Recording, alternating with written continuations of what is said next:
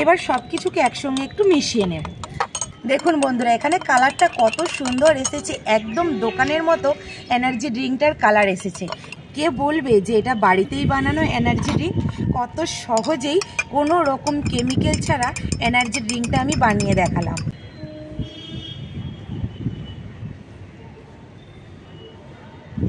বন্ধুরা, এত সুন্দর হয়েছে এনার্জি ড্রিঙ্ক, আমি তো আর দোকান থেকে কোনোদিনও কিনেই খাবো না। বাচ্চারা বায়না করলে এইরকমভাবেই আমি বানিয়ে দেব বাড়িতেই এনার্জি ড্রিঙ্ক। নমস্কার বন্ধুরা, মৌমিতা ইয়ামি কিচেনে আপনাদের স্বাগত জানিয়ে চলে আসলাম আবার একটা আজকে নতুন ভিডিও নিয়ে। আজকে আমি বানাবো অসাধারণ একটা ভিডিও, আর আজকের ভিডিও থাকছে এনার্জি ড্রিঙ্ক। এখন তো গরমের সময় আমাদের এনার্জি শরীর থেকে চলে যাচ্ছে সবসময় ঘাম হয়ে, তো এই গরম থেকে বাঁচতেই আজকে আমি বানাবো এনার্জি ড্রিঙ্ক। এই এনার্জি ড্রিঙ্ক আমরা সচরাচর দোকান থেকে বা বাজারে গিয়ে তখন দোকান থেকে কিনে খেয়ে থাকি, এই গরম থেকে বাঁচার জন্য, শরীরে একটু এনার্জি আনার জন্য। আর এটা বাচ্চা থেকে বড় সবাই কিন্তু খেতে খুব ভালোবাসে। সেইটাই খুব সহজেই আমি বাড়িতেই বানিয়ে দেখাবো, কোনো রকম কোনো কেমিক্যাল ছাড়া। বন্ধুরা চলুন তাহলে দেখতে থাকুন আজকের আমি এই এনার্জি ড্রিঙ্কটা কীভাবে বানাচ্ছি।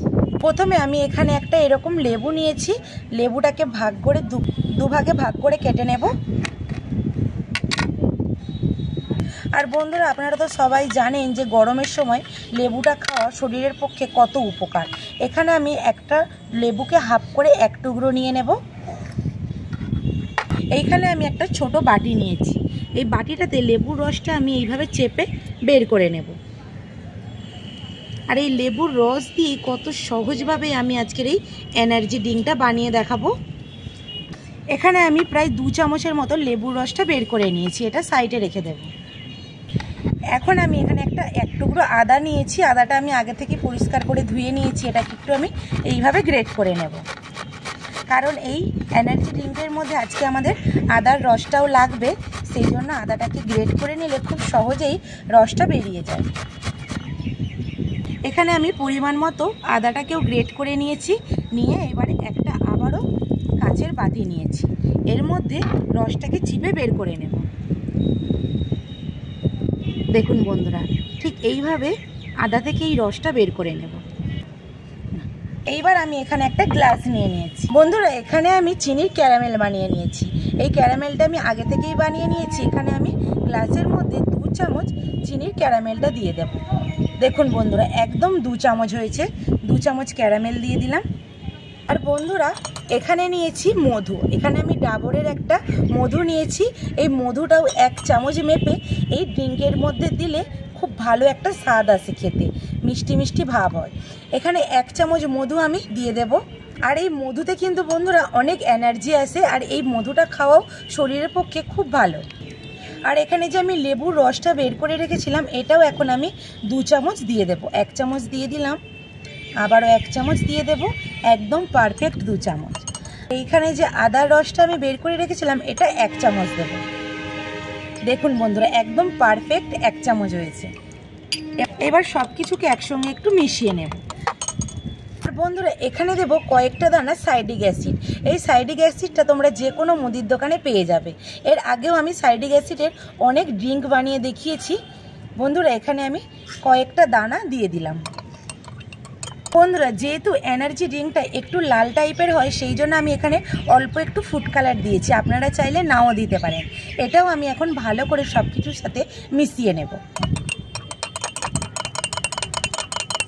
দেখুন বন্ধুরা, এখানে কালারটা কত সুন্দর এসেছে, একদম দোকানের মতো এনার্জি ড্রিঙ্কটার কালার এসেছে। এইখানে এখন আমি দিয়ে দেব ঠান্ডা জল। এখন এখানে নিয়েছি ফ্রিজের ঠান্ডা জল। এখন ঠান্ডা জলটা গ্লাসের মধ্যে আমি ঢেলে নেব। দেখুন বন্ধুরা, একদম দোকানের মতো এনার্জি ড্রিঙ্কটা লাগছে কিনা? কে বলবে যে এটা বাড়িতেই বানানো এনার্জি ড্রিঙ্ক? কত সহজেই কোনো রকম কেমিক্যাল ছাড়া এনার্জি ড্রিঙ্কটা আমি বানিয়ে দেখালাম। এই এনার্জি ড্রিঙ্ক বাচ্চা থেকে বড় সবাই কিন্তু খেতে খুব ভালোবাসে। আর দেখুন কালারটা দেখুন। আর বন্ধুরা, কালারটা দেখুন কতটা সুন্দর হয়েছে, একদম দোকানের মতো অরিজিনাল এনার্জি ড্রিঙ্ক। খুব কম সময়েই বানিয়ে দেখিয়ে দিলাম কোনো রকম কেমিক্যাল ছাড়াই। এই এনার্জি ড্রিঙ্ক আপনারা বাড়িতে যে কোনো সময় বাড়িতে বানিয়ে বাচ্চা থেকে বড় সবাই খেতে পারেন। কত সহজভাবে এনার্জি ড্রিঙ্কটা বানিয়ে দেখালাম। বন্ধুরা এই এনার্জি ড্রিঙ্কটা কেমন হয়েছে অবশ্যই কমেন্ট করে জানাবেন। আমি একটু খেয়ে দেখব যে একদম দোকানের মতো এনার্জি ড্রিঙ্কটা হয়েছে কিনা।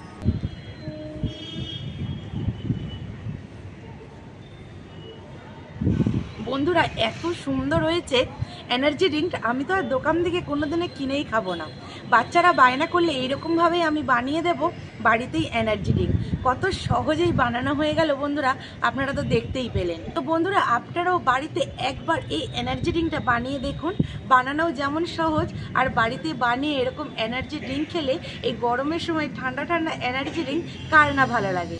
আর এইরকম বাড়ির বাচ্চা থেকে বড় সবাই কিন্তু খুব খুশি হবে বাড়িতেই যদি বানানো এরকম কোনো রকম কেমিক্যাল ছাড়া এনার্জি ড্রিঙ্ক পায়। বন্ধুরা আজকের এই এনার্জি ড্রিঙ্কটা আপনাদের কেমন লাগলো অবশ্যই কমেন্ট করে জানাবে।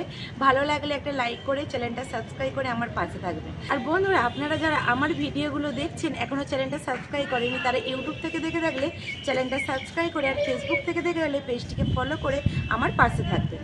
দেখা হবে আবার নতুন কোনো একটা রেসিপি নিয়ে। ততক্ষণে ভালো থাকবেন, সুস্থ থাকবেন, আর আমার রেসিপিগুলো দেখতে থাকবেন।